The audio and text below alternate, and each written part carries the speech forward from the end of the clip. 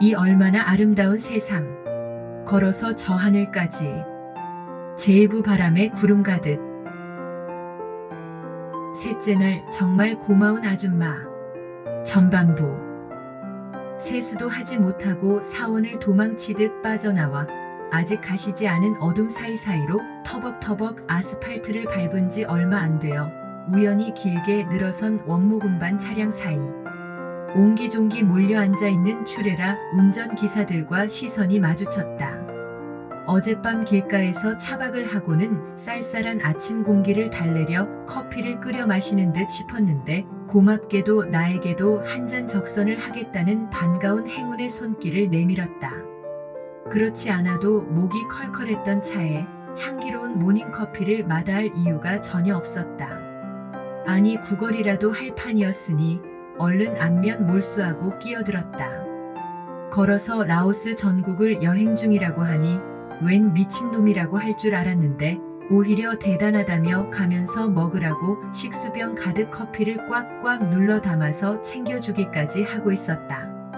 정말 고맙기 그지 없었는데 10여 대가 넘는 대형 추레라에는 지름이 1m 이상, 길이가 10m 정도 되는 아름드리의 티크 원목들이 가득 실려 있었기에 웬 나무냐? 고 물었더니 며칠 전 근처에서 잘라 팍새로 운반하는 원목들이라고 하는 것이었다. 그냥 보아도 거대한 나무였음이 상상이 되는데 한 기사의 말에 따르면 이 지역에는 아직 이런 거대한 티크 등의 목재들이 많이 자생하고 있어 벌목 후 미국과 유럽 등지로 종종 팔려 나간다며 자기는 운반을 위해 자주 오간다고 했다. 잠시 후 정중하게 커피잔을 내려놓고 갈 길을 재촉하다 보니 정말 길 양옆으로는 숲이라고 하기보다 밀림이라는 표현이 어울릴 정도로 울창했는데 걷다 보니 몇 곳에서 실제 벌목 현장을 목격할 수도 있었다. 실제 라오스 경제는 대부분 수출 없이 수입과 원조에 의존하고 있으며 그중 원목은 몇 안 되는 효자 수출품이라고 알고 있었고 특히 라오스 목재는 무늬와 색깔이 좋아 고급 가구와 인테리어 용으로 많이 애용되고 있다고 한다. 그리고 동남아시아의 대부분의 국가가 자연환경 보존을 위해 벌목을 금지하고 있지만 라오스만이 유일하게 벌목 가공, 반출을 허용하고 있다고 한다. 물론 유엔 환경기구의 감시를 받고 있지만 매년 그 량쿼터를 정해 벌목하는 만큼 심는다는 조건으로 허용되고 있습니다. 이렇듯 라오스는 국토의 전체 70%가 산과 계곡으로 이루어져 자연환경이 아름답고 국토에 비해 인구 밀도가 낮아 그만큼 생태환경이 잘 보존되어 있음을 증명하는 것으로 지구상에 몇 곳 안 남은 아직 때묻지 않은 곳이다. 그렇게 아름다운 라오스를 내가 여행한다는 것이 어쩌면 행운이란 꼴 같지 않은 생각에 아마도 오늘은 무언가 좋은 일이 있지 않을까 싶은 막연한 기대감에 기분 좋은 예감과 함께 한결 가벼운 발걸음을 길 위에 새기고 있었다. 오전 10시가 지나면서 새벽에 만났던 믹스커피의 추레라들이 굉음을 토하면서 도로에 길게 늘어서서 지나가는데 기사들은 한결같이 좀 전 잠깐의 인연을 잊지 않고 모두 창문을 열고 아는 척에 손을 흔들면서 쏙디 행운이라고 응원을 날려주는 것이었다. 나 역시 고마움에 손을 흔들어주면서 괜스레 무슨 큰일이라도 한 것처럼 뿌듯한 마음에 미소까지 보태고 있었다.